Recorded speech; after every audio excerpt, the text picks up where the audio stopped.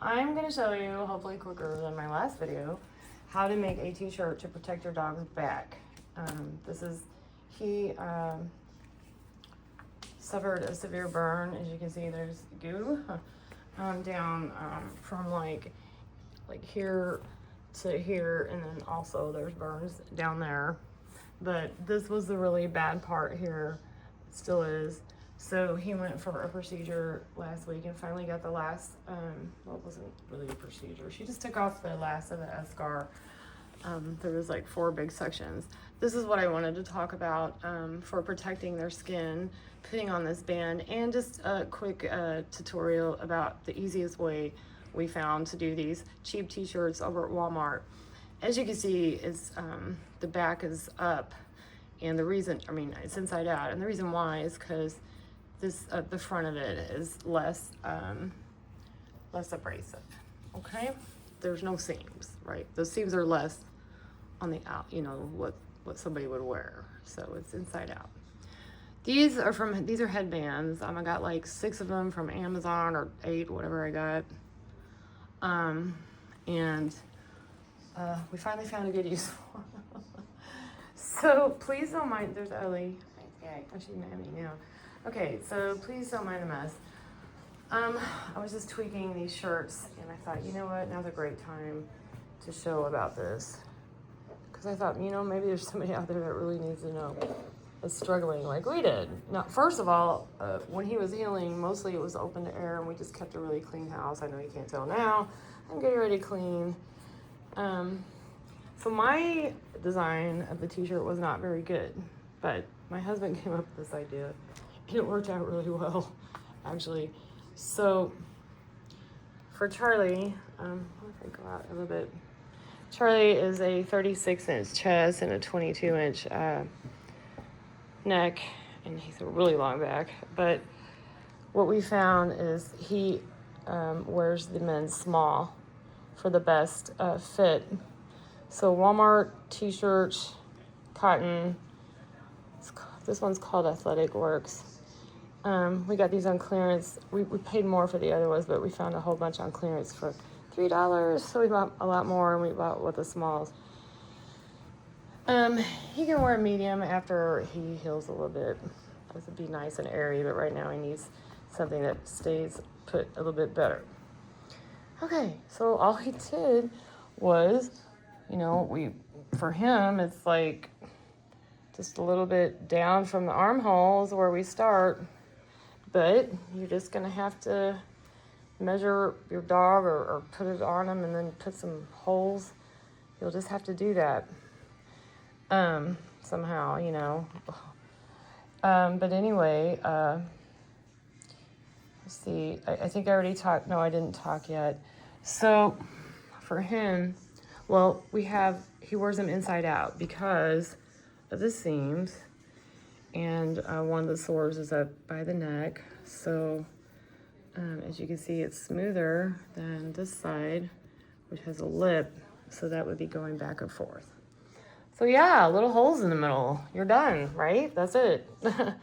Then we took and cut off some of the t-shirts. And like I said, he has a long back. So this covers up his entire burn area, which is like 22 inches long, and leaves a little bit.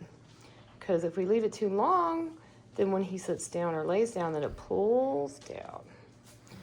Also, I cut off some of the sleeves to take the weight off.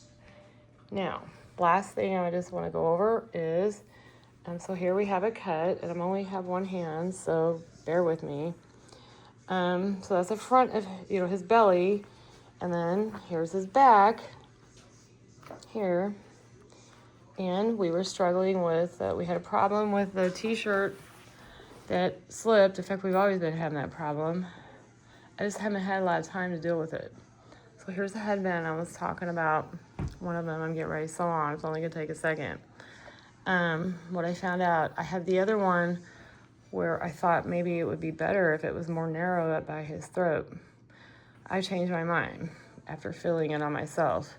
So what we're gonna do is we're gonna attach this to this to keep this from sliding around so much and keep it up where it needs to be. You know, it might even be a good fashion thing for a dog, but maybe there's somebody out there that needs this video today, so, or this week, so I'm gonna try to hurry up and do it. So, sorry, one-handed. What you need to do is have a strong thread. This is a quilting thread I've had forever, and I just got a nice big needle to make things even easier. So I'm gonna take this knot to keep him the widest part, and I'm going to take the end of it where it will hold. Maybe I'll even fold it a little bit. So I'll take the knotted part. I'll find the best place to sew it here, but my goal is to keep it on the far end. Like, for example, here is the piece of material, right? I want to sew up here as good as I can because he needs that extra room. And plus it'll flip and all this other stuff. So get the farthest end. Let's just say it's right here, okay? So I'm gonna take that and I'm just gonna crudely sew it. Make sure it's not twisted before you do it, then you'll be irritated. So you just make sure it's not twisted, which it is. Okay, and then take the farthest end that is durable, that will hold, that you can, however many layers it is, and you sew it not to the stretchy part, this first part, but to the binder part. So you just go furthest, that is durable, to the furthest, that is durable. And there you got your t-shirt with your little neck loop. I think I already mentioned about cutting off the sleeves, cutting off the length, and then the little middle help area here that I just cut. Let me show you. See, we just did that. And that's it. And, you know, once again, that's the end result. We're getting ready to change. I'm going to try to do video on, like, doctoring and stuff at some point. Chlorhexidine from the vet's office, already diluted, has been a godsend. As has this Tire 28. God, we bought the big one because this doesn't last long in a big area. And last, you know, I'm sure if you have a dog burn and you're doing it yourself, and like we were, you have an area like this with flashlights and stuff, and lots of gauze pads. I can't tell you how many of those we went through. But one thing I just wanted to mention was, and he'll be brushed. I'm going to take him out, and we're going to do a change here in a T. I don't know if I'm going to doctor it today or not. It depends on what it looks like. I usually do, but he's probably going to need another change tonight, so I might just wait. These edges here on this gauze pad, if I can get it in the light, they're oh gosh darn, I can't think of the word. They don't bend. They're rigid-ish. So if you take and you cut these strips off when you get to that point, actually any point, you take and cut the ends off, then you got little tools to pick hair off. But if you're like us, there's so much matter coming out of the horribly infected area that it won't. It's going to be like not one of your biggest worries. So anyway, now he has to wear the tee because he was rubbed raw by the other shirt without that.